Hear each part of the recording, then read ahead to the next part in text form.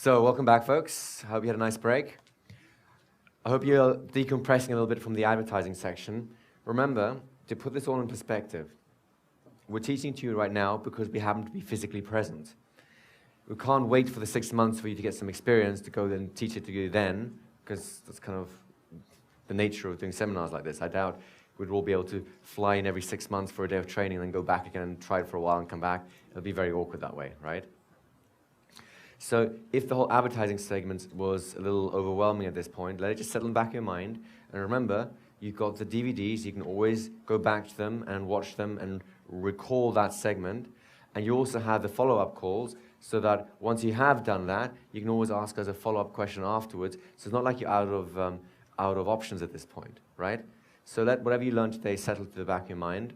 And if you can use it already, great. If you can't, then let it settle. You'll come back to another point, right? Like everything we've done here, you'll notice that we're building a pyramid a step at a time. If the step that we're at is a bit too high, then just enjoy the content for what it is. Intellectually, it's not difficult to grasp. And don't concern yourself about implementation until you've built a solid pyramid underneath it. Do you understand what I mean by that, yeah? So what I'd like to turn to now is a fun process. It's something that a lot of people are terrified of, and only because they haven't met me. This is called copywriting. Anyone here know what copywriting is? I found a number of you. For those of you who don't, this is copywriting with a W. It's not the little C sign that says you can't copy what I'm saying. It's copywriting in the sense of writing copy. It's writing persuasively. Let's put it that way, right?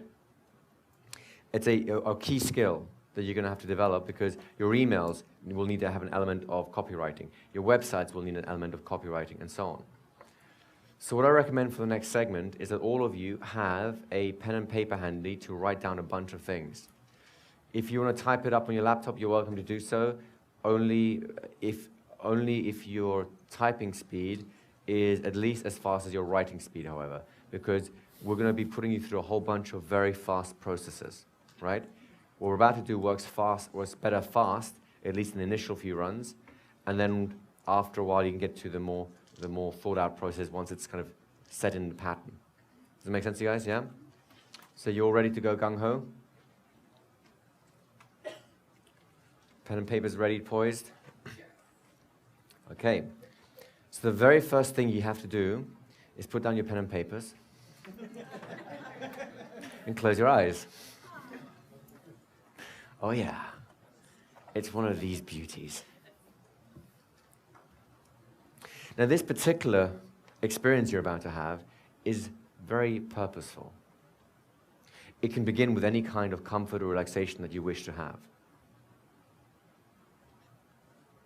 And then it can expand into a kind of mental comfort,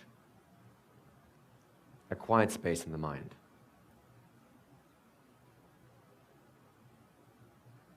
The kind of space that's fertile ground for experiences and rich ideas to come.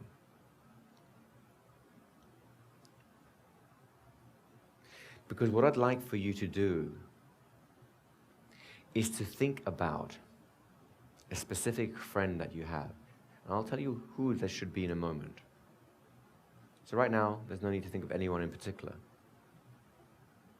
The kind of friend I'd like for you to think about is someone that you know well and who has a specific problem that you know about, to which you have the absolute solution. You know exactly what it is. Whether or not you've told them about it yet is irrelevant. It's a friend, someone you know well. This friend has a problem, and you know without a shadow of a doubt you have a solution for that problem.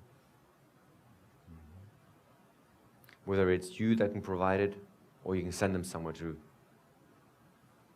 get the help or assistance that they need. I'd like for you to really think about that friend and that problem that they have. And most important of all, I'd like for you to get in touch with your desire to help that friend. That's right. Your desire to assist them. Inside. Get through the problem. Everywhere. So when you have a full sense of that, you can bring yourself back in a real glow of opportunity. And you can silently look forward as you poise your pens and papers for the crazy action that's about to commence. Oh boy. Oh boy.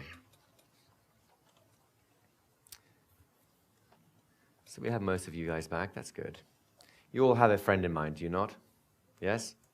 And this friend has a problem which is not a pleasant thing for them, right?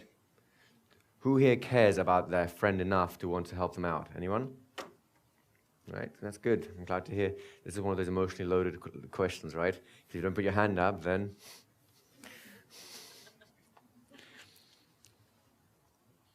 So, you're going to write your friend a letter, right? And as we always do with letters, it starts with, Dear John, Dear Mary, Dear Bill, Dear Bob. So you may as well start off properly. Write that introduction to your friend, Dear John, or whatever their name is. And that's all you have to do. It takes about 2 seconds to write their name, right? So please go ahead and write that down now. When you're done, please look up this way so I know that I can give you the real instructions. Okay, that was easy, right? The next thing I want you to do is you're going to have about 20 seconds to write down one sentence that makes your friend a bold promise about their problem. A bold promise that's going to grab their attention about the problem. So go ahead and write down a bold promise that you want to make to them that's going to grab their attention about their problem, about solving that problem in particular. It's your friend, so write it in whatever style you'd write it to them. You can make reference to whatever in-jokes you'd like to make. Just one sentence, which is big and it's bold and it's brassy, about solving that problem.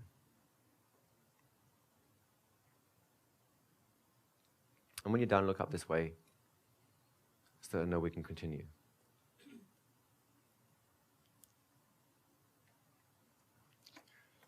That's it. About half of you guys are done. Just a big, bold promise. There's a few of you kind of shielding. No one can copy me. That's okay. It's like an exam, right? Can you feel the... Okay, so most of you are done there. The next thing I'd like you to write, or the next paragraph, is very simple. I'd like for you to write a paragraph, maybe a couple of sentences, 1, 2, 3 at their maximum, about their pain. Remind them about the pain of having the problem. Right, 1, 2, maybe 3 sentences maximum to remind them about really how crappy it is to have that problem, so that they kind of remember that this is something really worth solving.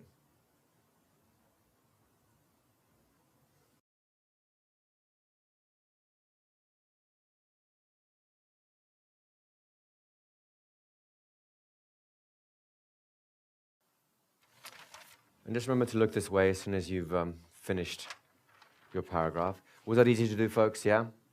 All right? Because you know your friend, you know their pain. It's kind of easy to kind of write these things, yeah?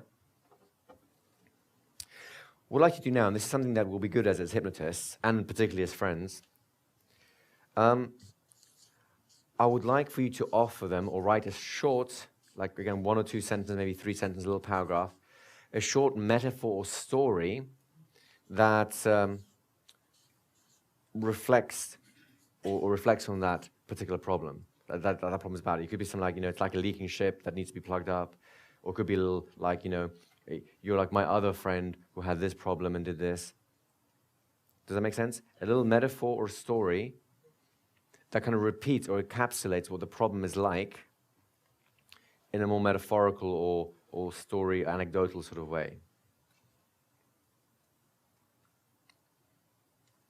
Now, there's no need to put a solution in there. Literally, the metaphor story just is another way of reminding them about the problem in a more metaphoric or symbolic sort of way, or an anecdotal sort of way.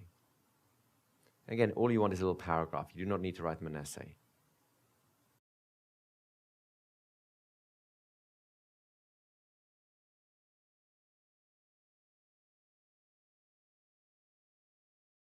Was that easy? Relatively simple, yeah? Just waiting for a little of the group still to finish up there. So far, so easy, right? Yeah? All with me? The next step is kind of important. Now that you've reminded them that this is something really worth solving, what you need to show them the light at the end of the tunnel. In one sentence, maximum 2 sentences, I'd like for you to just give them hope that this really can be resolved. Let them know that it doesn't have to be this way. Does that kind of make sense to you guys? Show them the light at the end of the tunnel in whatever way that person needs to hear it, to realize that as bad as things are up to this point, it doesn't have to keep being like that. Things can change. It can be a simple sentence like, it doesn't have to be that way, or it can be more elaborate. You will know what's right because it's your friend. How would I know what's right to them?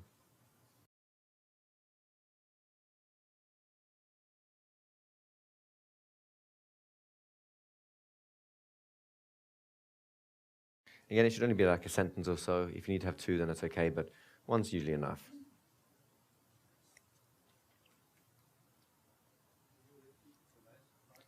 The last part is you want to show them some kind of hope, or there's a light in the end of the tunnel. They don't have to be stuck in this problem.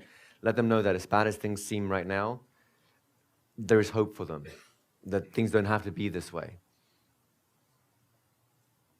And it could literally be as simple as saying, it doesn't have to be that way, you know, right? I don't know how you'll write that to your friend because it depends on your relationship. You'll know what he needs to, or she needs to hear to understand that as bad as things seem right now, it doesn't have to be that way. Right, guys? Yeah. And just look up when you're ready with that. Okay, so you guys ready for the next step? So here's the next paragraph. You made him a bold promise in the beginning, right? And you made a softer promise with that when you said that it hasn't to be that way, it's that promise of hope, right? So now you need to write them something, show them something to back up your promise. How are you going to back it up that it's true? Is there a newspaper article that you can cite? Is there a journal you can talk about? Is there a person who's been through the same experience, whose experience you can share with your friend? Do you know someone who's been through the same thing? Did you yourself go through the same thing and get through it? The best proof, by the way, is someone else who's living proof, someone who's been through the same problem and come out the other side. Do you know anyone who's been through that problem and come out the other side? Well, then write about them. Can we have a microphone over here, James? So I'm curious, is this where a testimony might go? Testimonials would be perfect here. Okay. Yeah. Thank you.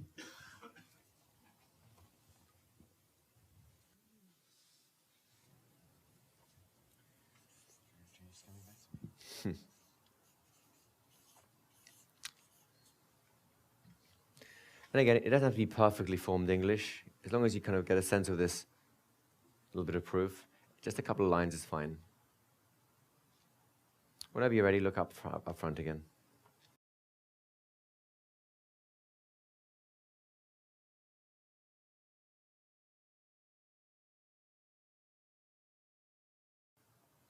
So far, so easy, yeah? This is not rocket science, is it? You're just writing a genuine, heartfelt letter to a friend, right? Okay. Now that you've proven that your bold promise is actually true, and you've reminded them about the problem they've had and given them hope and so on, I'd like you to just lay out your proposition. Just tell them, lay down the line. This is what you need to do, or this is where you need to go, and they'll help you solve the problem in this way. Just give them like a step-by-step run-through in terms of what they need to do to solve the problem. You don't actually have to say, here's how you solve your problem. One, you do this, and you do that, and that. More like the general picture, like, if you come in and we had a chat, here's what I'd show you how to do, and here's how you'd resolve the problem. More that sort of stuff, right? So really, it would just take a couple of paragraphs, but for the sake of speed, try and keep it in one paragraph, just 3 or so sentences, to just give them a description of what they would go through in order to resolve the problem. Does that make sense to everyone? Yeah?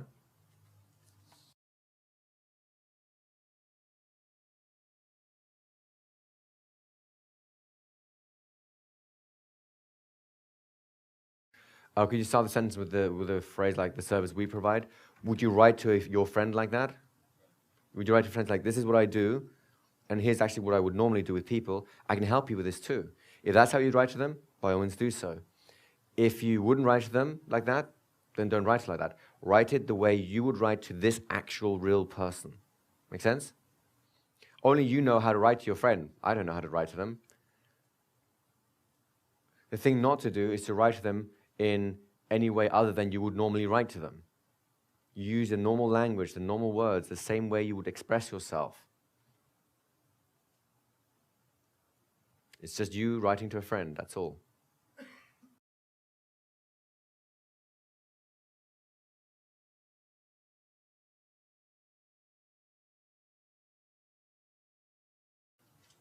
You guys ready for the next step? Yeah, hands up if you're ready for the next step. All right, I think that's pretty much all of you here. The next step is really easy. You know how you showed a little bit of proof earlier on? Show more proof, right? And rather than spending, the next hour or so writing out lists and lists and lists of, different people who've resolved it in different ways, just maybe leave a little space there to just say, show more proof, or maybe take a note about, a little note like, oh, tell them about Mary and Jane and John and so on, so you know who you'll be talking about when you would write this whole letter out fully. Does that make sense to you guys? So you can take notes at this point, because this is just a routine mechanics going on. You don't have to spend the next hour just listing it all out, right?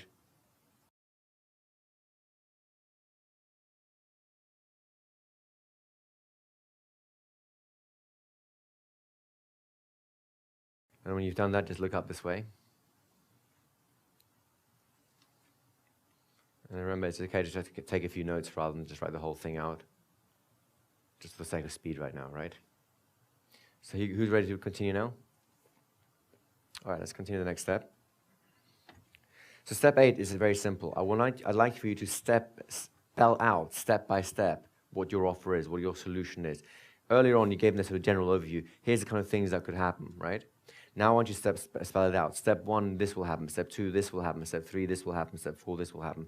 So they have a clear and concise, this is an important bit, clear and concise understanding of what's going to happen. Think of it this way. Think of it as a future memory. If they actually had the experiences you're listing out as a memory, they will have resolved the problem because they've gone through all the steps. Is that clear to you guys? Yeah?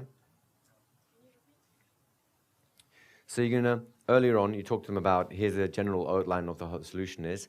Now you're going to spell the solution out for them step by step. First, you'll do this, then you'll experience that, then this will happen, then that will happen. You'll get these things. As a result, the problem will be gone.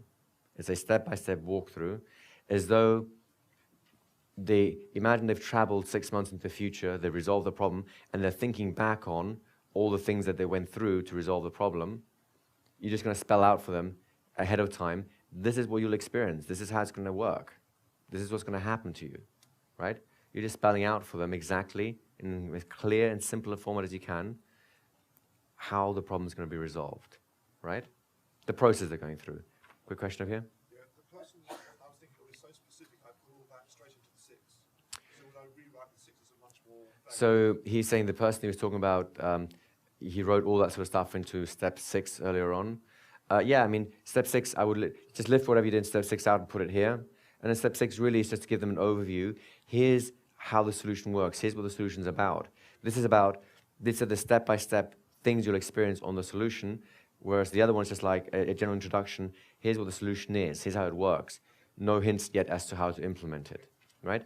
And really, honestly, this is a format which is not set in stone. So you will shift it around for each person anyways, right? I'm just giving you a simple structure that you can replicate and adjust as you see fit. Because no one's going to know your friends like you do, right? Like you said, he's a very specific person. Make sense? So whenever you guys are ready and have kind of spelled it out for them, give them a list of everything they'll be getting,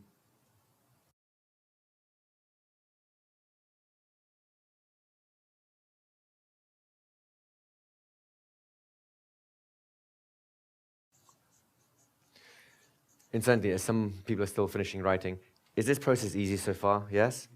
No one here feels particularly taxed or by this, do they? Right? They don't feel like this is a strenuous effort, right? Good. And it's actually pretty quick as well, isn't it? I mean, how long have we spent on this so far? 20 minutes at best, right? Pretty quick, right?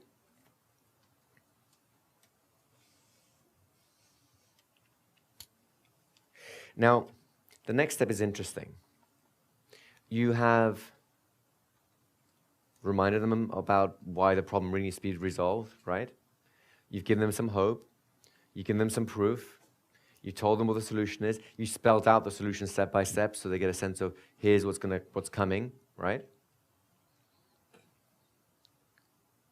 But your friend's a human being, unless you're talking about a robot, in which case this whole thing won't work.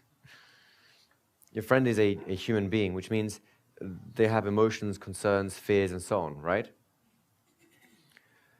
And making a change takes a risk. It's a risky business. I would like for you to make them an offer or to say something to them that will take the risk away from this whole thing. Somehow take care of whatever they're afraid of. Let's say they're afraid of making a fool of themselves in public. Write something down that's going to take that risk away from them. If there's a money involved, maybe the risk is, I'll pay you the money back if it doesn't work, right? Whatever risk or concern they might have, take the risk away. And the simplest way, by the way, to take a risk away is with a guarantee. I promise to repay every penny if it doesn't work, right? I promise to be there standing by your side whilst you're doing it, so no matter what happens, it'll work out.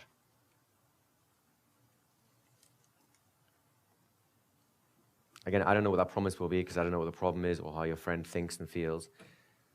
But do something to take away whatever risk your friend will probably be anticipating at this point, now that you've spelled out what the solution will be, right?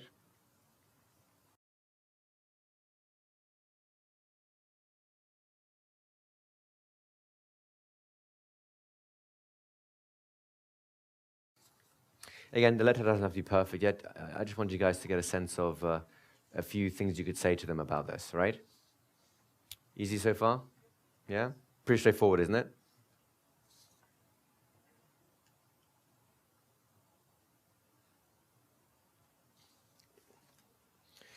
Step 10, which most of you will think is the final step, and it looks like it, but it's not.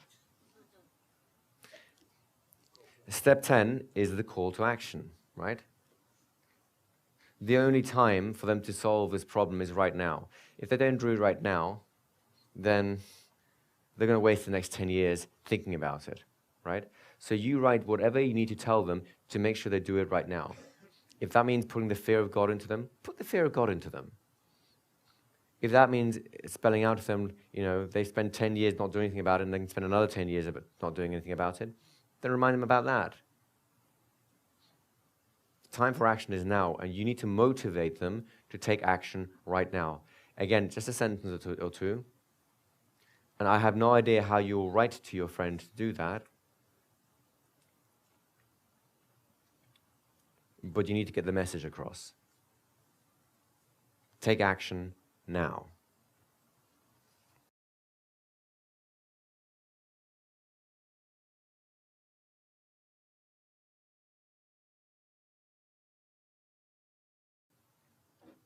So this is the 10-step process.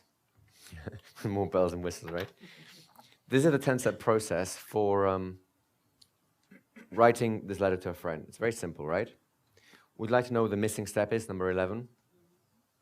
The only thing you need to do now at this point is take this letter, put it away for a few days until you've forgotten about what you've written. Put it away for a few days, for a week or two, and then reread it with your friend in mind. And that means you may have to change some things that feel awkward. Maybe you phrase some things like, nah, I didn't quite mean it this way, and you'll have to change it a little bit, so you can edit it a bit. But you do not edit it as soon as you've written it. You put it away. Forget about it for at least a few days, preferably a week or so you can't remember what you've written. and then you reread it with a fresh pair of eyes, and you edit it, you change it, you polish some things up as you need to, you add a little bit of here, you add a little bit of there, you take something away, maybe you move something around. Because, once again, you know your friend better than anyone, so you need to talk to your friend in the way that that friend needs to be talked to. Does that make sense to you guys? Is that easy so far? So believe it or not, how many of you here have ever tried to write copywriting before? Done copywriting. Who here has ever struggled writing copy before and doing copywriting stuff, right? Who here struggled writing this? No hands? One or two maybe? The better you know your friend, the easier it is to write this letter. Would that be fair to say? The less you know your friend, the harder it is to write this letter. Wouldn't that be fair to say? If you try to write this letter in a way that, you know, your school masters taught you, say, oh, you must write like this, and the grammar and all the rest of it, it'll be hard to write this letter. If you try to write this letter in any other way than how you naturally write letters, it will be difficult to write this letter. If you write this letter in a genuine way, and by the way, if you're not a natural letter writer, would like to know a quick solution to that one as well? You imagine that you're talking to your friend in an earnest conversation, and you just write down word for word what you would actually say to them. I actually use a tape recorder. It's even easier. I have this list in front of me, and I just start talking. Like you're sending them a motivational pep talk, like, look, it's time for you to solve this, and here's why, and all the rest of it, right? What you have here is the essence of a great copywriting process. Now, is this the end all and be all? No, there is so much more you can learn about copywriting. However, if you start diving into the world of copywriting, and you'll hear about the hot words and the psychological principles you feed in, and the headlines and the bullets and so on, these things can be very distracting. And by trying to write according to someone else's standard, what you'll typically come up with is so convoluted that a dyslexic pimp would find it insulting.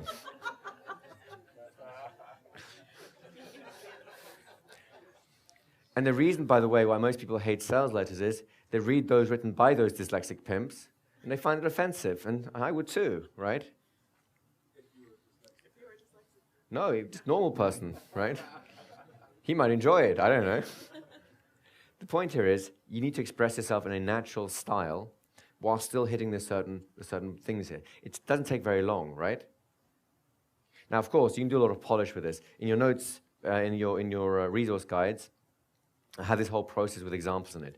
In fact, what I did was, I think I spent about an hour writing out the actual steps and simultaneously giving a little brief example of each step as I was doing it, and I did no editing on it, and I did that specifically. You'll see typos and stuff from that as well. Because then, can you show them the letter quickly? You won't see typos because I actually fixed them all. You fixed the typos already? Yeah. So this is what I wrote. Really, this is with zero preparation, zero thought, literally just writing through it. And it'll be in your notes as well. Do you want me to read it out to you quickly just to show you? Now, please notice, this is not a great sales letter. This is good enough. This is a decent letter, and it'll probably do this job. And when I put it away for a week and come back and polish it, it'll be a lot better, right? Let's have him get into the space of being Mary for a moment. All right, so here's what I wrote to Mary. I think this was from Mary's not her real name, but I changed it so her identity remains private, largely so that Mary does not come and cuss me out and make my life very unpleasant. So just imagine this is a person who's tried lots of different diets before and had the whole yo-yo effect. Notice that each time she's dieted, it not only comes back, but more comes back than before, and is very frustrated by that, right? So we should probably have some sad music in the background at this point, shouldn't we? The smallest violin, exactly. Ooh, very small. So, dear Mary, I know you're tired of being overweight. Oh, sorry, let me start again. I've taken that first line, the big, bold promise, and I just took it above the Dear Mary bit, just to grab her attention. Kind of like if I was writing an email where I would put in the subject line. So the subject line was, finally a proven way to stop the vicious yo-yo diet cycle. Now, how did I know to write that? because she's been on a yo-yo diet cycle, right? And I'm going to give her hope that, you know what, you can stop this. So, dear Mary, I know you're tired of being overweight. We're getting into the pain a bit, right? I know you're embarrassed every time you see the doctor and get that stupid eat less or die lecture, because that's what she got. In fact, well, it wasn't her, it was another friend of mine got a lecture from a doctor in Japan who basically said, his English was a bit poor, was it, too fat, you die. That was his medical advice, right? And a lot of, people who speak, doctors who speak proper English, their advice will be pretty much as blunt as that as well, right? So it's not the happiest moment in her life when she gets that lecture. I know you're looking forward to the summer coming back with a mix of happiness, some sunshine at last, and dread because you take the kids to the beach and have to wear a bikini, right? I want you to know you're not alone. A little bit of rapport. I've kind of punished her enough. I've got to allow her to keep reading this letter, right? Just the other week, I worked with a client who reminded me so much of you, it was spooky. She said she used to feel like a beached whale on her annual holiday, and she was tired of feeling like the eyesore mixed in with all those beautiful people. Can you see a little story, a little metaphor coming in here to help her empathize with? That is no way to live your life, especially when changing everything and finally shedding those extra pounds once and for all can be so simple. Can you hear a little bit of hope coming in there? This morning, I received a postcard from Emily, the client I just mentioned. Listen what she had to say. And then I haven't actually written it out, but that would be where I would write a little testimonial just to show her what a genuine client has been saying, right? Isn't that an amazing transformation? What gets me so excited is that Emily's story is not really unusual. I see hundreds of clients for exactly this kind of thing, and I have a box full of letters and postcards just like that. Again, we're building into the proof, right? And we're beginning to lay out we're opening the possibility to lay out what's going to happen. The secret lies deep inside the mind. Now we're starting to lay out, this is the solution, this is where it's coming from. In a place where you can only reach through hypnosis. Now, that particular line, I would probably edit out and change slightly when I'm redoing this, because I don't want it to feel that the only solution is hypnosis. That's just what came to me as I was writing it.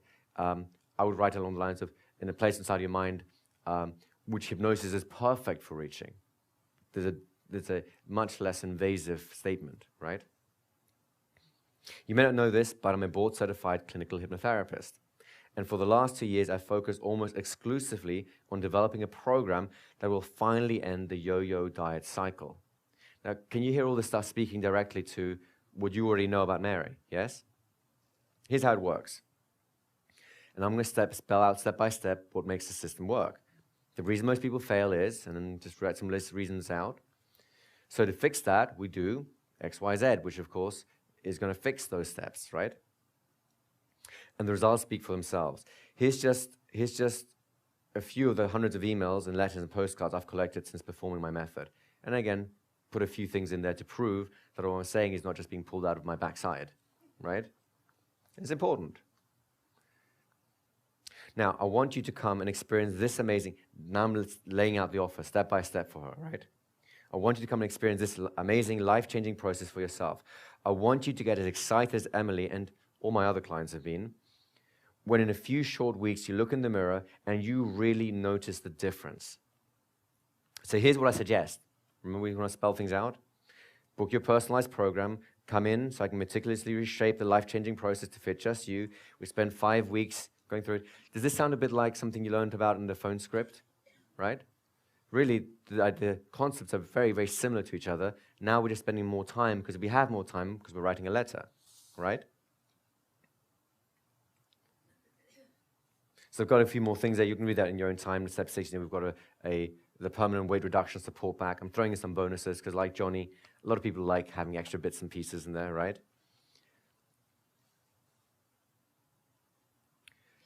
As you can see, I'll be working my socks off to help you achieve your dream of your ideal body shape. Now that's like high-level corporate speak, isn't it? Working your socks off. That's what you get when the CEO of Megacorp emails you or writes your letter, right? when a lawyer sends you a threatening email or say, I'll be working my socks off to put you in jail.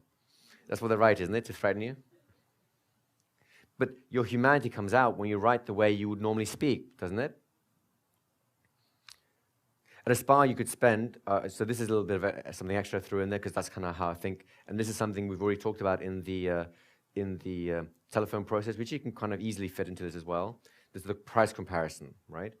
At a spa, you could expect to pay $1,000 or more for such lavish personal attention, and that's without any real weight-dropping results. I, on the other hand, will only accept $750 from you. Cha-ching! And you'll be taking home so much more. And I want you to know that once you have my attention, you have my undivided loyalty. I believe in this program so much that I'm happy to give you something that is virtually unheard of in the diet industry, a guarantee.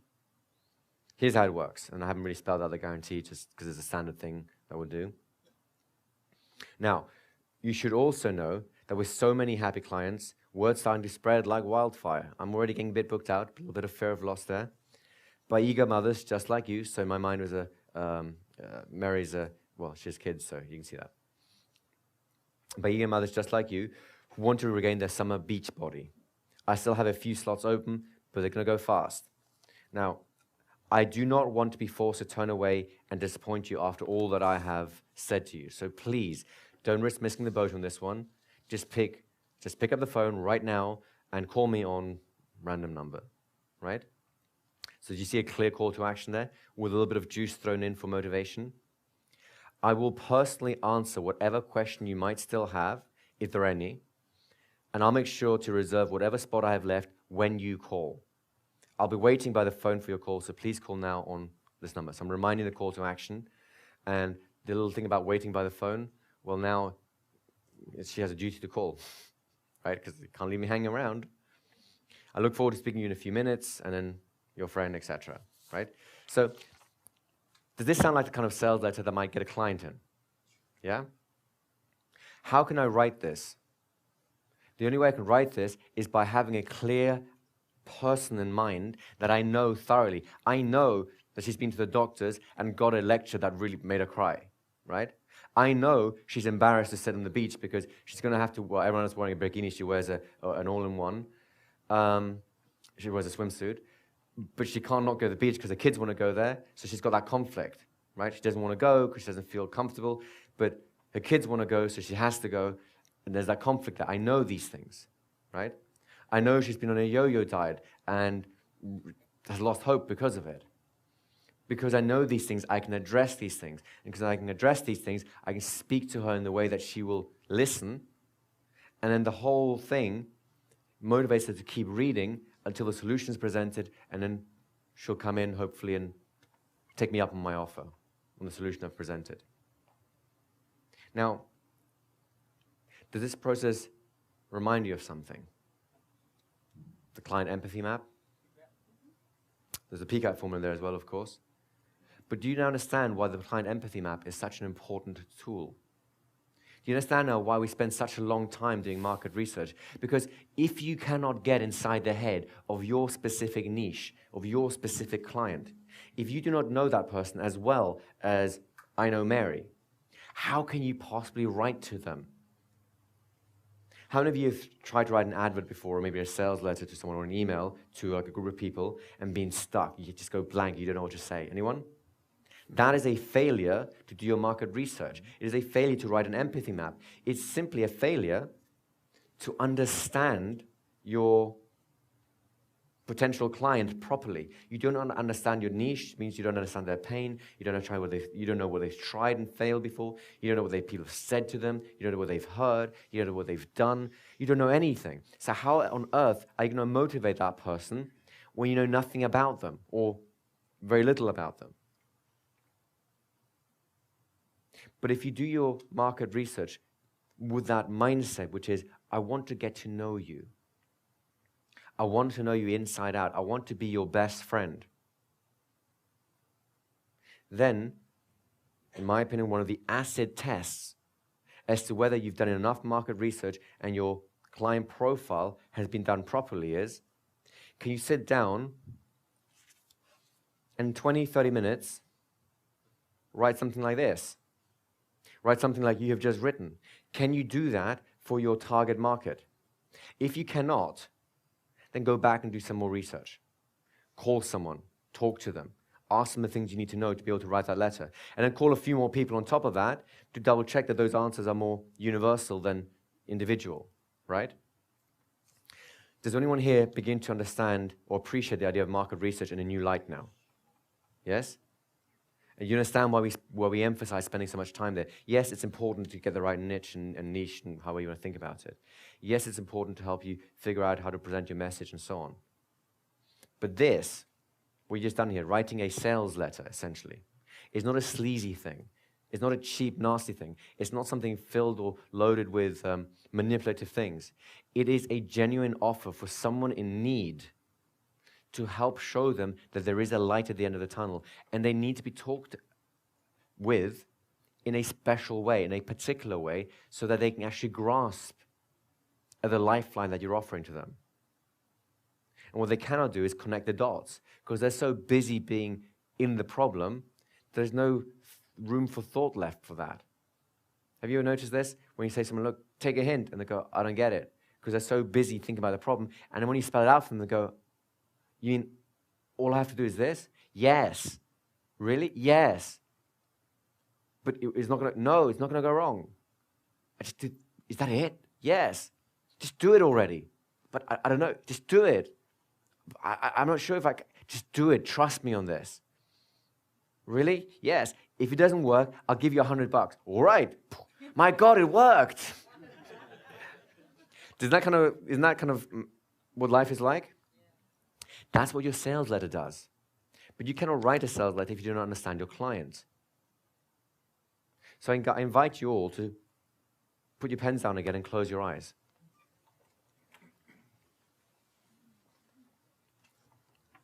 And this time, rather than think of a friend, I would like for you to take yourself forwards in time, to a time and a place when you're no longer in this room, when you're back home, and you're thinking about starting your whole business again from scratch. For some of you, or for other of you, to redesign your business, to implement the tools and the ideas that you've learned here. I would like for you to think about maybe getting in front of your laptop or whatever else you do for market research. And I would like for you to have one burning question in the back of your mind. Who is this model client? Can I make this person my best friend? Right now, you probably don't know anywhere near enough about this person. So what can you do to find out? Sure, you can go on Wolfram and get your population density and demographics.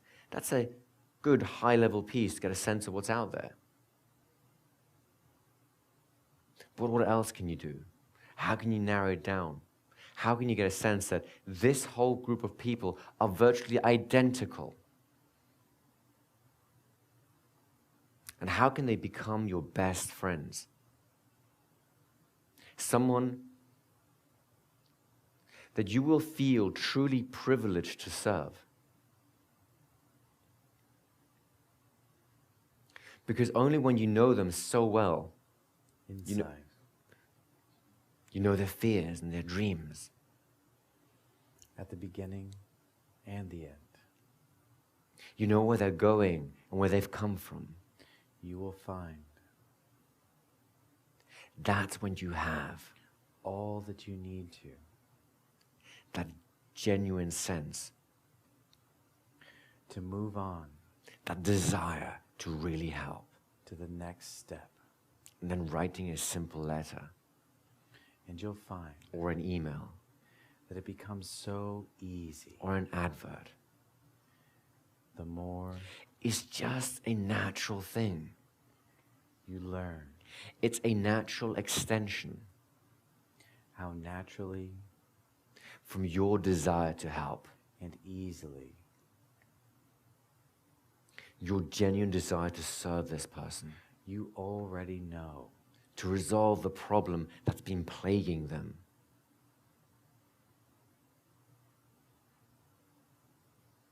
because you're in this business to help. For a long time. You want to genuinely serve and help people through problems. Here. And your client empathy map There. should become your best friend, And everywhere. so that you feel truly privileged to help this person. That's right. And you cannot do this until you've researched enough to really know them. So what's that first step What is that first step? toward that ultimate goal? Like an introduction at a party. Starts with a simple hello. Conversation begins. Information is exchanged.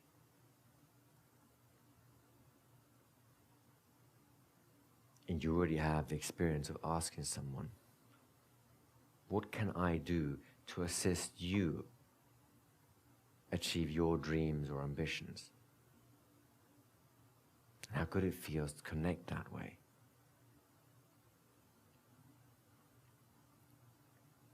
How many places can you find your ideal clients hanging out? Here. And there. So you can interact with them Everywhere. and learn So much more of great importance to learn something than you ever thought possible. and really connect To them as an individual, as a friend. a real person with feelings, problems, anxieties. Hopes, desires, and dreams. And resources so powerful. They have yet to discover them.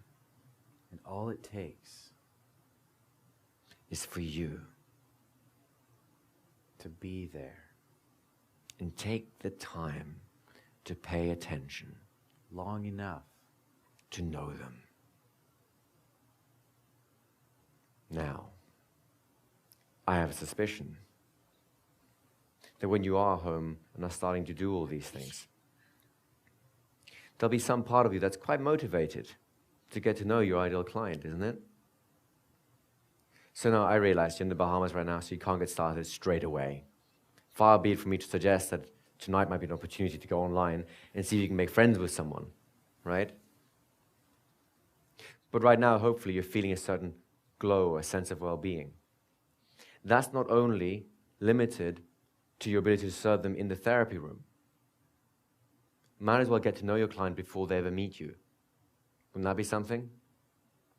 And of course, the whole idea about the relationship road and building campaigns with emails and so on, sure, it's partly to be in business and sell them something, but it's so they get to feel about you the way you feel about them right now. Because you see, you're at an unfair advantage. You know them better than they know you. So it's only fair to even the balance out by sending them a few emails so get to have a sense of what you are like, what you think about, what you know. Isn't that fair to say? And that way, your email campaign, your relationship road, redresses the balance or the imbalance you've just created by knowing and really getting to appreciate someone that doesn't know you yet.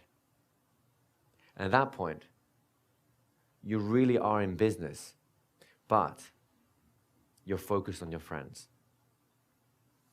Who likes the idea of working like that? Anyone? I agree with you. I do too. So let's have a microphone ready. Any questions or comments? I'll accept a standing ovation as well about this whole process in terms of copywriting. Yay! Thank you. We accept standing ovations only, actually, not sitting ovations. Yes, exactly. Once you begin, you can't stop. So what I'd like to do now, let's have a look at the time. Yeah. So what I'd like to do now is, you understand the 11-step letter writing process, right? It's really simple, it's really easy, yes? What I'd like to do now is convert the letter writing process into a traditional sales letter. However, bearing in mind you will only make that conversion to the extent that you preserve the spirit of what you've written. You're not going to start stuffing stuff in there that does not fit, doesn't feel right, doesn't look right, and so on. The idea of all the copywriting tweaks are just that. They're tweaks to improve what it is that you're doing. Yes? Now, I'll give you a quick resource before we begin on that. It's a friend of mine called David Garfinkel, who is a phenomenal copywriter, and more importantly, oh, thank you. Robin, could you just check the audience? It looks like we're on the verge of exploding someone's eardrum. Yes. It's mine. It's number 4. Is it yours? Haha, it's all you. Yeah. Is that better? So, his name's David Garfinkel. He's a friend of mine, so there's like open disclosure. I know him, I like him, but I have no financial interest in this. He has a website called Fast Effective Copy.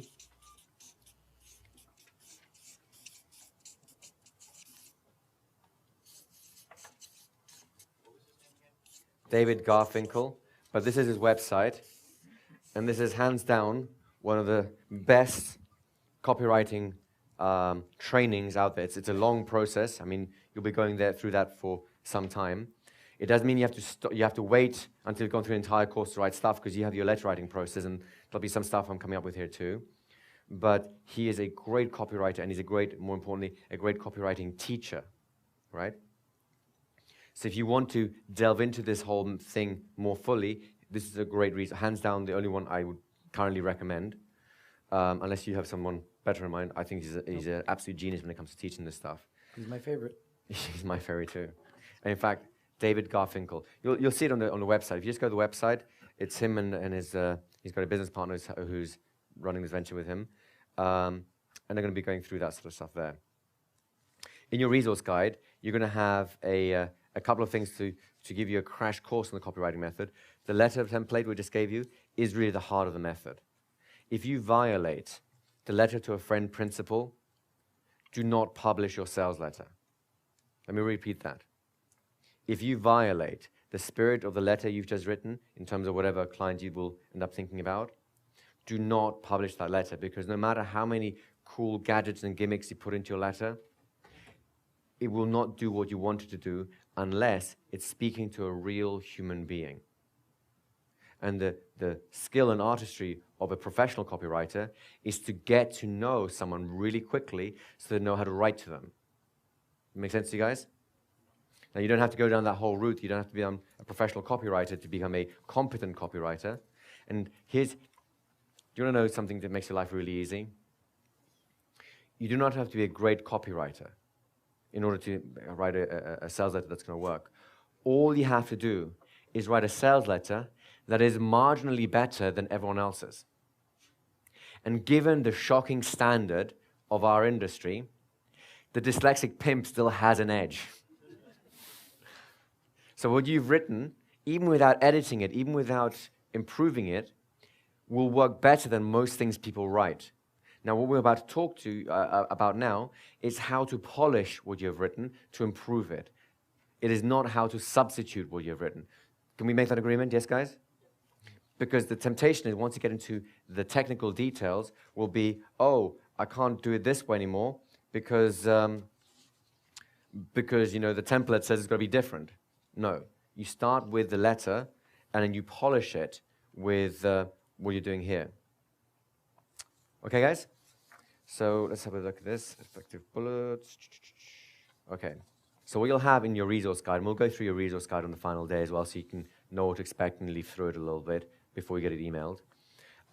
You'll have a whole pack which is called sample headlines. So like the headline we had in the letter here, which was that there are certain types of headlines which have been tested throughout the last century to be proven effective. It arrests their attention, right? They are classic headlines. And there's a whole bunch of these here that have been not given to you just in a template format, so you can just fill in the blanks, but lots of examples of how they work in action. Here's an example for one. Give me a short period of time, and I'll give you whatever result. So give me 5 days, and I'll give you the secret of learning any subject. Give me 3 minutes a day, and I'll give you a better brain, right? Give me, here's for a hypnotherapy program, for example. Give me 5 hours of your life, and I guarantee you will never feel better about yourself or look as good in the mirror as you'll do then. You see how simple it is to just plug ideas into that, right? So I won't go through the templates with you right now because really they're in your resource guide and they're pretty self-evident. You understand what they are, right? And what these do, they will polish that very first step. Oh, where's the steps again? In terms of your letter to a friend, the bold promise, that's really the headline, and it will help you polish that very first step, right? Go ahead. Take myself off mute again. And just so you guys know, these headlines actually come straight from me. I have used every single one of them in various formats for years, and they work. And they're industry standards. They are great. Yeah. They are tested. They're proven. You would do very well to experiment with them and use them wisely within your own sales writing process. Yep.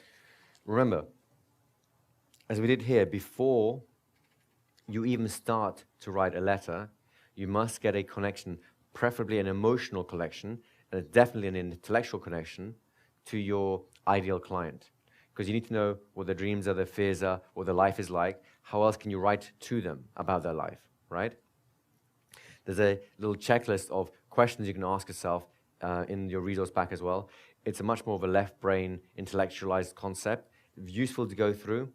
But once you've done that, I strongly advise you forget it. That's just to set your mind in the right set and look at your client profile, your empathy map.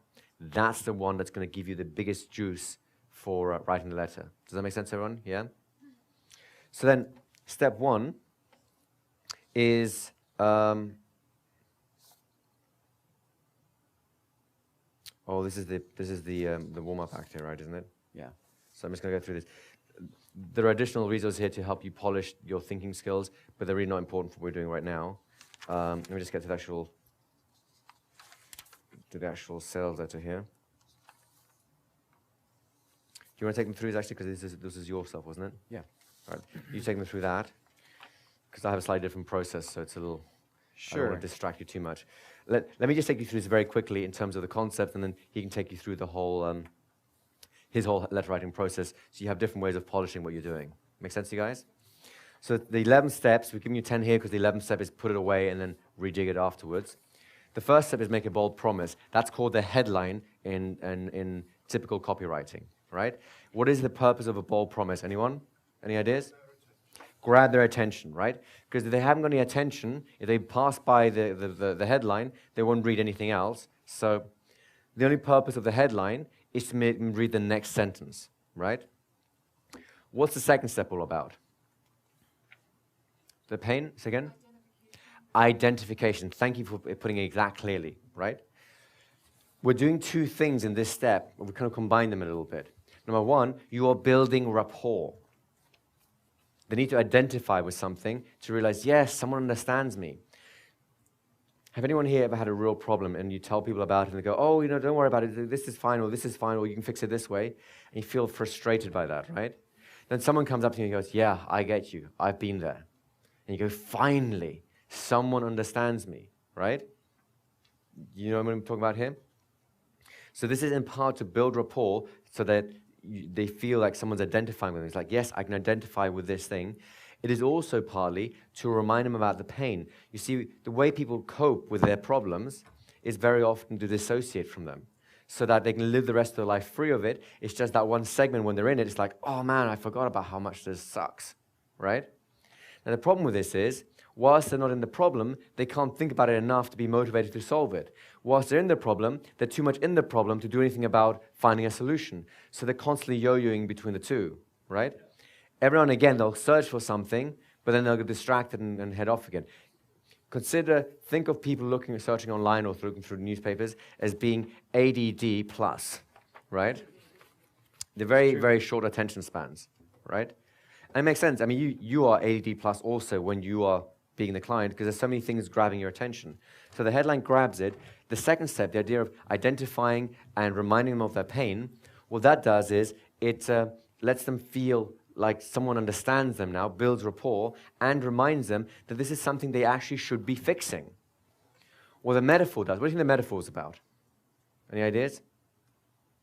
You're hypnotists, come on guys. Say again? It's an indirect suggestion. It's an indirect suggestion. It repeats the same process you did directly up here by saying, this is your life, isn't it? And it sucks, doesn't it? This does the same thing for the unconscious mind, more indirectly. So it sucks them in even further, right? It makes them feel even more understood. But you have to choose your metaphors wisely. Do you know where the best sources for those metaphors are, by the way? It's not a book. It's what people are actually saying. If you listen to your clients, especially when you start seeing clients, or you listen to people who have the problems you want to fix, they will tell you right out. It's like someone smashing my head with a hammer. I hate it. And you will hear similar metaphors being used over and over again by people with the same problem. When that happens, pay attention and you put it into yourselves because you're just repeating to them what they already know. They'll think like, yes, he gets me now. Do you stand to step 3? Step 4 is all about hope. Up until this point, you've been basically beating them over the head, right?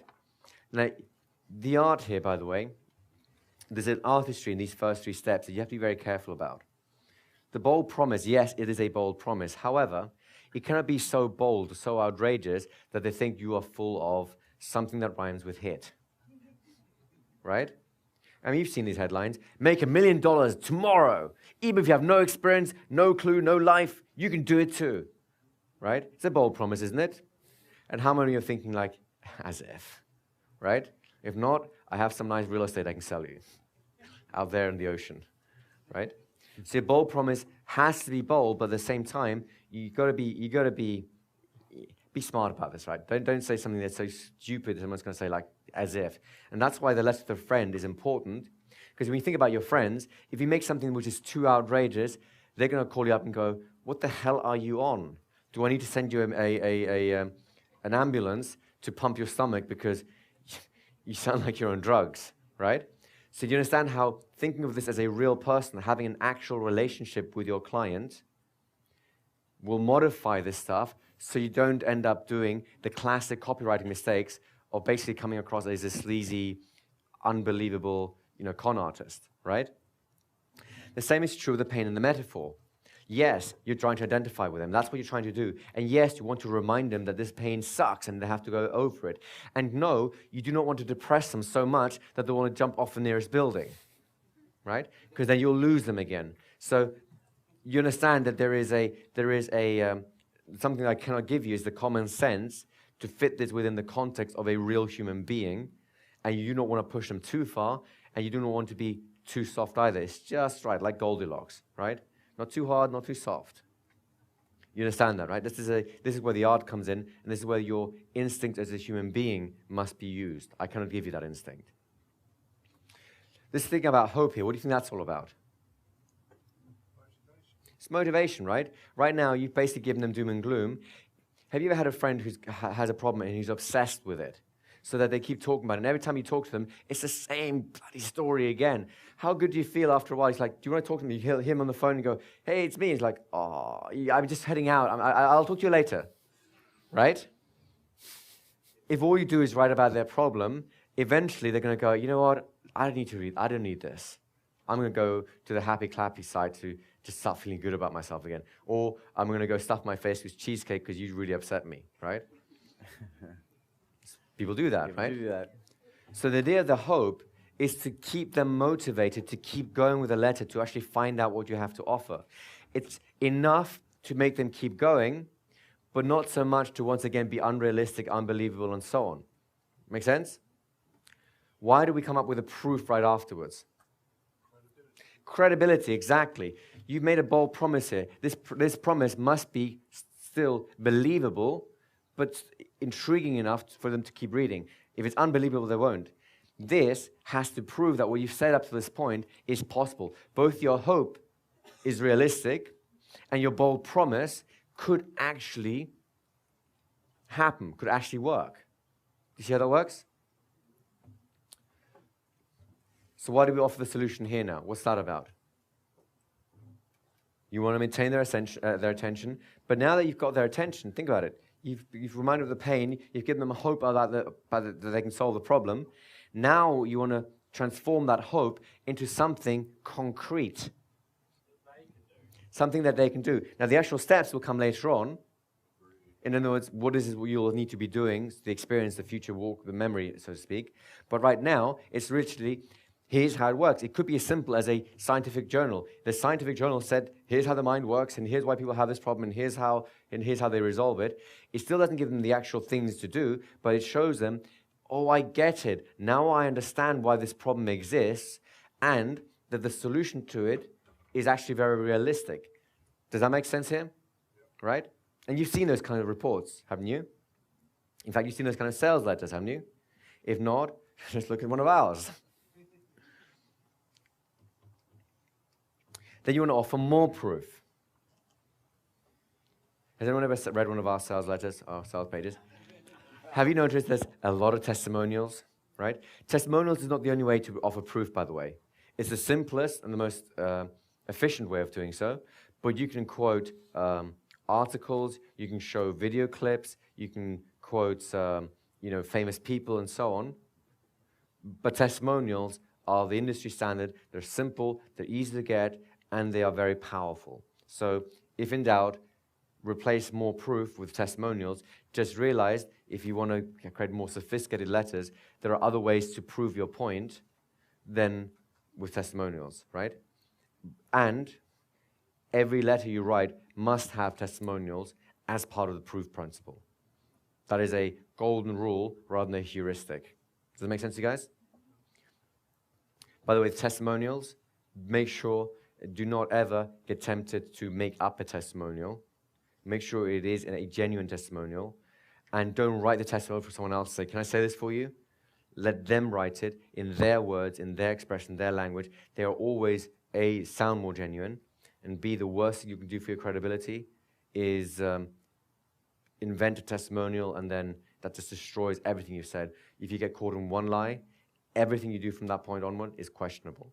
So part of your business ethic is be upfront, folks. If you don't have a testimonial that's good enough, then give the one that you have got, and then work harder to get a decent one to put in there.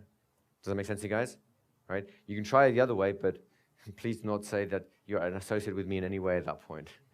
Good question. What if it's for a seminar that's not happened yet? So what if it's for a seminar that's not happened yet? Then you can give testimonials about you, about how great a trainer you normally are, how much people have enjoyed your experience, so that it may not be about the actual thing. No one's had an experience of it yet, but they've had experience of you in many ways. Here's what they say about Luke and how amazing he is and how amazing he can teach and how amazing he can entertain and whatever. Make sense? We did that for the sales letter for this one. Of course. Has this course ever happened before? You're still here, right? So the testimonials there were about our ability to train and so on. That was a nice smile, wasn't it? So what's number 8 about? Step-by-step solution. Well, right now you have their attention. They know it can be solved. They have an understanding what the problem is and that the solution is possible. The step-by-step solution is basically giving them the bridge that says, okay, here's what you need, here's what's going to happen, here's what you're going to get, right?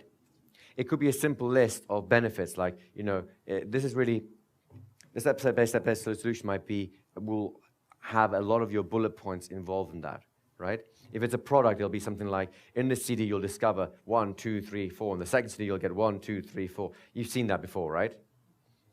If it's a hypnotherapy program, it'll be, in session 1, you'll be just doing X, Y, Z. In session 2, A, B, Z will happen. In session 3, you'll be going through X, Y, Z and feeling fantastic already, right? It spells out what you have to offer step by step, so they get a sense of they get to experience the journey they'll have with you ahead of time, before they have it with you.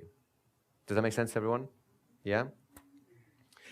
Throw into this, of course, as well. If you have any bonuses and so on, that's where this goes into. And by the way, I love you so much. I'm going to put extra bonuses, a free CD to take home, and an extra manual, or email coaching, or phone coaching, or whatever it is. Those go into this as well, because really, it's giving them the checklist they can go through for their conscious mind and go, I want this, I want this, I want this, I want this, I want this, I want this, I want this. Yes, I want this. Does that make sense? The guarantee, as we've already said, the key of the guarantee is to eliminate risk.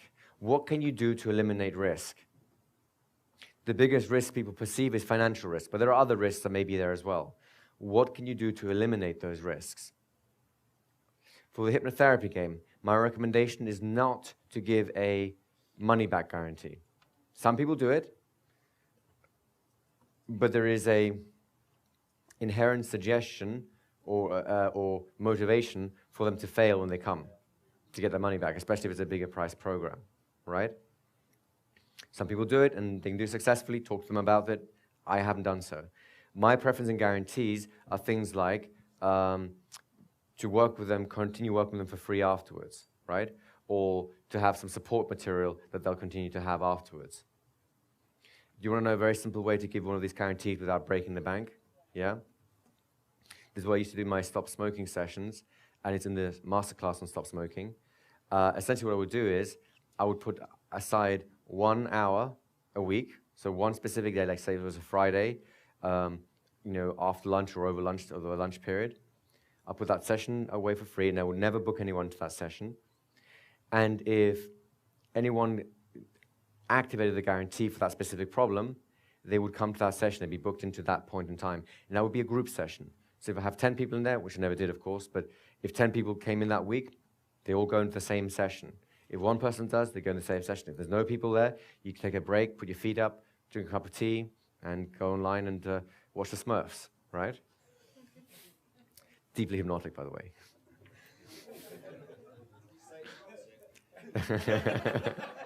Now. That's not going on tape. So, We'll edit that one out. so yeah. So the idea is, the idea is very simple. Your investment or your downside is 1 hour a week, which is very easy to give, right? If you've got several niches, they might be 3 hours a week. That's one of the downsides of expanding your niche areas, right? But the upside is, for low risk, for you take all risk away from them, right? It's one of the simplest ways of giving a guarantee. There may be others. You'll have to investigate and think about it. And if you do your market research, you may come across some really killer guarantees that I've never heard of. By all means, use them, right? So you understand the importance of a guarantee. You must think of what risks are inherent for them and how can you mitigate those risks? How can you take the risk away from them? That's basically another barrier that you remove for them to cross. Finally, we've got the call to action. When is the call to action for? Oh, come on, guys. Oh, Really? No, it's Really? At this point, day 3? Does anyone here want to be rich? Let me start this way, right? Are you sure about this? How many of you want to fail miserably as a hypnotherapist and in business? Anyone? Right? One person goes up, no, I do. Are you sure that you want to be successful as a hypnotherapist? Yes. Yes. So when is the call to action for? Now. I believe you. So you understand this process and how the letter to a friend translates very naturally into an actual sales letter. This is not the only format for sales letters, by the way. I'm giving to you now, so it's a simple one that you can get started with and you can polish. And when you go, if you want to go further and more advanced with this sort of stuff, for example, with David Garfinkel's Fast Effective Copy, he'll give you other models which are more sophisticated, more elaborate, and so on. But you don't need to go there until you've mastered the simple foundations. And this, by the way, will kill the competition. This is better than really 99% of hypnotherapy sites I've seen out there. Could one of you guys bring a microphone over here, please? So this sales letter, this would be what we would plug into our campaign for the people on our list? So this sales letter would be, here's how the campaign would look. Right. We're making an offer somewhere in that campaign, correct? Mm-hmm. Now, if you were to put the offer into one email, it'd be a long email. So I don't recommend you do that. What I recommend that your offer email is about is you have enough in that email to send them to the website so that the website does the whole sales process. So basically it's like, come to my 5-step hypnotherapy program. It's amazing. Here's what people are saying. You can feel this good too. To find out more, click here. By the way, you should also know these things, and this will do for you. So just click here right now and find out all about how you could be slim and trim, in this time in the summer, same time this summer, right? Then they click on the link. It takes them to your website, which is your main online sales process. Your phone is your main offline sales process, right? Or Lecture Demo could be a sales process too if you wanted that. And they read through your sales letter, at the end of which, right next to the call to action button, there will be only one thing I recommend that you have there as your call to action. Would you like to know what that is? Click this button to pay now. Always take a deposit. As soon as they've taken a deposit, you'll have their details. You can contact them to book a session and to find the right time and so on. Let them know that. Click this button right now to secure your session. You'll get a call as soon as I'll call you back as soon as possible. And better still, the guarantee, it will be within the next 24 hours guaranteed for you to be able to select the ideal time for your session. Then you'll come on in and so on, right? Yep. Does that make sense to you guys? At that point, they've crossed a major psychological hurdle. Major, right? Which is why the sales letter is not your first point of contact. This is the mistake most people make, right? They'll try and have this nice, happy, clappy, oh, hypnosis is great and so on, and you can book a session, call me here right now and so on. Some are more smart and have, click here right now to pay a deposit for the session, but there's no relationship. So this is what you do after the relationship is being built. Does it make sense, everyone? And that's what and by the way, we have written for you, again, a sales letter, apart from the one I just did there with when I was writing out the letter to a friend process, which was an impromptu sales letter that hasn't been polished, it has typos and everything in it, and I specifically left them in so you could see what the raw version of it looks like, right?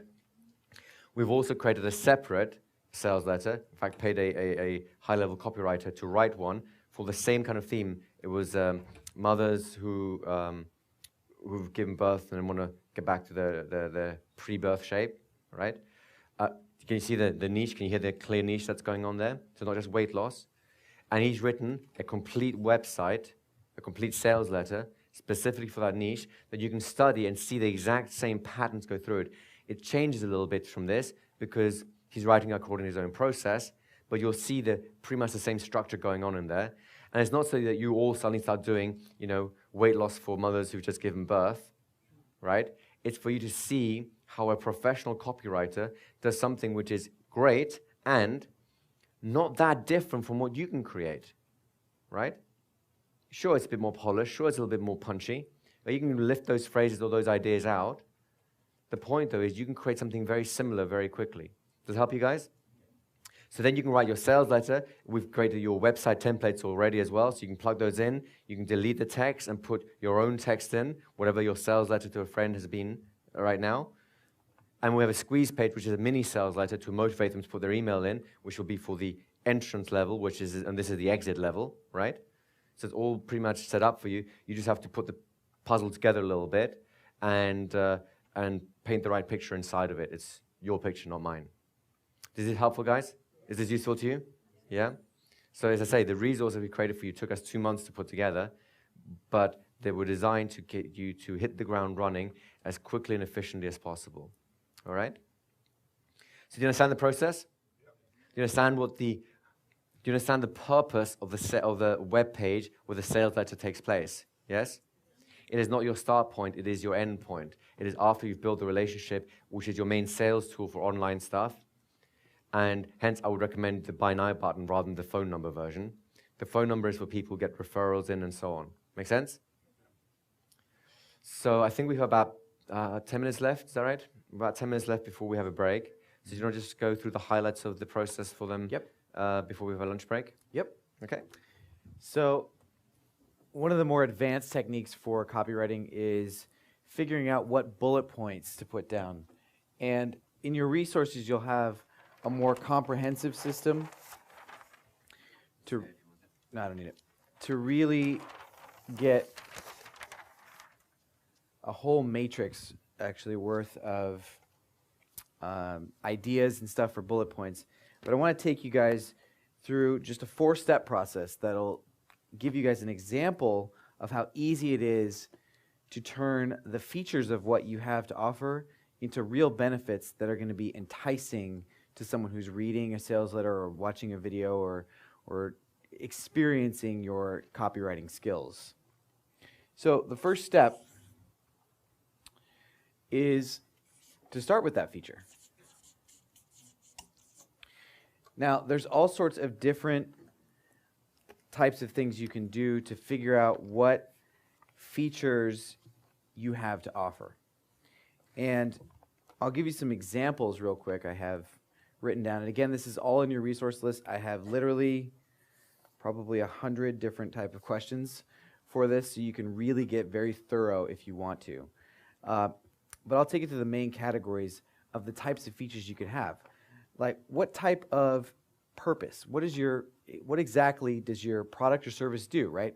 That's a general, easy question you guys can start to begin to think about.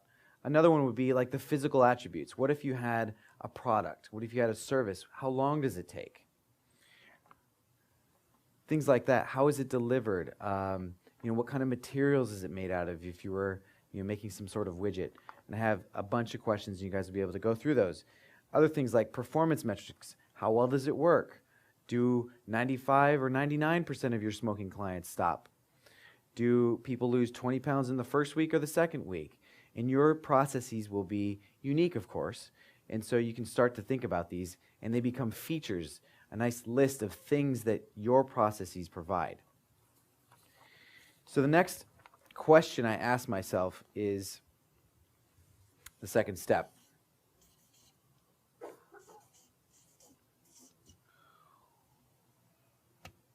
Why do I care about that feature? Why does it matter? So let's say, for instance, I have a similar process to Igor's Stop Smoking program, and one of my features is that I help you stop smoking in an hour or less. I've gotten it down the entire process. 99% of people, in fact, it's probably like 99.9% of people, quit in an hour or less after seeing me. I don't care how long they've been smoking, everything else. That's really great, right? But why is it great? Because it's fast, right? That's an easy way to explain it to somebody. Oh, because it's fast. You don't have to suffer for weeks on end. I know other hypnotherapists in my area that have 3, 4, 5 week long processes. And I don't really want my clients to suffer that long. I could, decide if I wanted to build a bit of relationship with them during those 5 weeks and have a fun time with them, I guess. But I'd rather them stop smoking, and then I can work with them on other issues. So for me, the question or the answer to why in that case is it's fast. So right now, that's all about me, right? And our third step here, I'll give you a nice little acronym that I learned a while ago.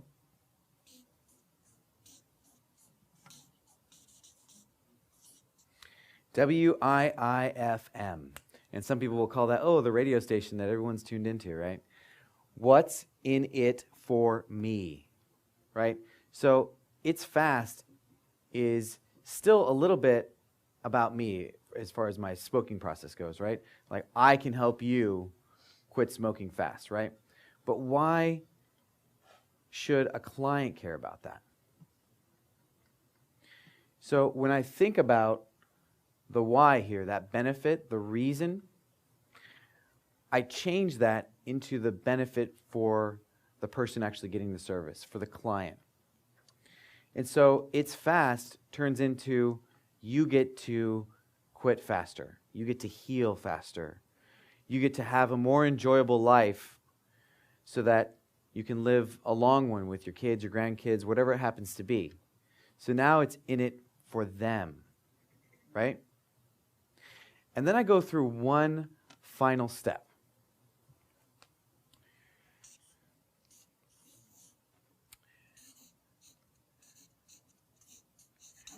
And I have to thank Igor for this. He has no idea he taught it to me. Well, or maybe he does. But as a hypnotist, I vivify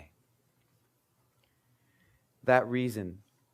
Not only why are you in it for them, but remember we talked about how as a construction worker you have some tools, right? Those tools are like the features.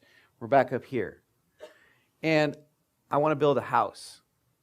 Now I want to build a house. Why? Because what's in it for them? Because they get to live in this beautiful house. They get to experience it, enjoy it. And then I want to really vivify that. What does that really mean when you get to enjoy it?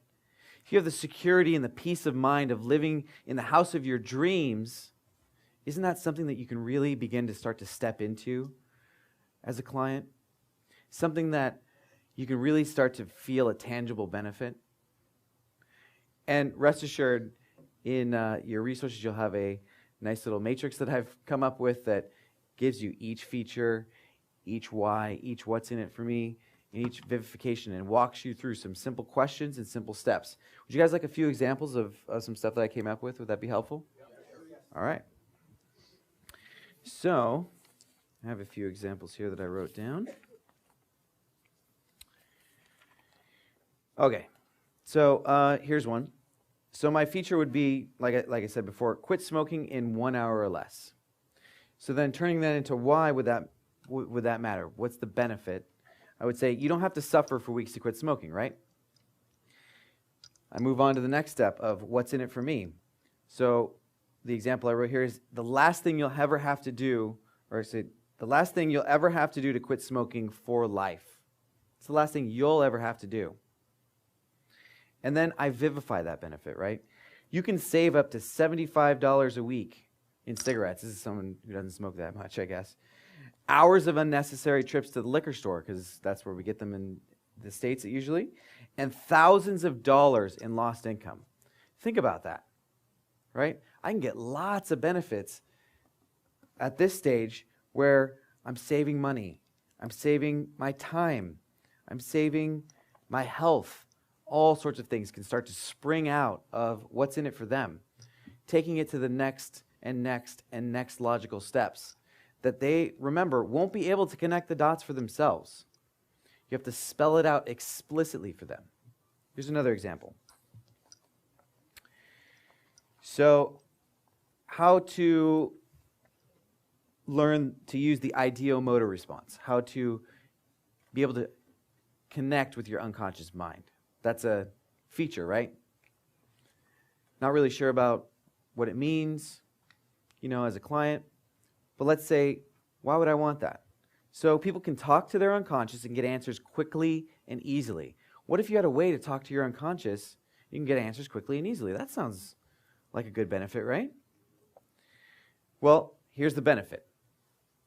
We're back in it for what's for you. You'll be getting real answers to what you've been looking for from the best source, you, right? What if you could get answers from the ultimate source to the questions you have about yourself?